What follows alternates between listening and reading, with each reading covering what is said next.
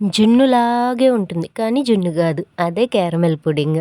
ఇది చేసుకోవడం చాలా ఈజీ అండి. మన దగ్గర 4 బ్రెడ్‌లుంటే సరిపోద్ది. 4 బ్రెడ్‌లు, 3 కోడిగుడ్లు, కొంచెం పంచదార, పాలు ఇవన్నీ ఏసి మిక్సీ పట్టేయండి. మనకి బ్యాటర్ రెడీ అయిపోతుంది. ఇలా బ్యాటర్ రెడీ చేసుకున్న తర్వాత దీన్ని తీసి పక్కన పెట్టుకోవాలి.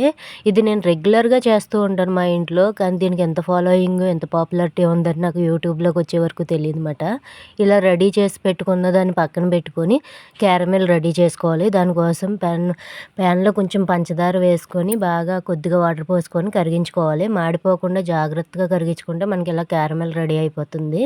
అది చల్లారిన తర్వాత దాంట్లో మనం ముందుగా చేసుకున్న ఈ బ్యాటర్ మొత్తం పోసేసుకొని ఆవిరికి ఉడికించుకోవడమే. కొంచెం నీళ్ళు పోసి పైన పెట్టుకొని ఇడ్లీ ఎలా ఉడికించుకుంటామో అలా పెట్టుకొని ఉడికిచ్చేసుకోవడమే.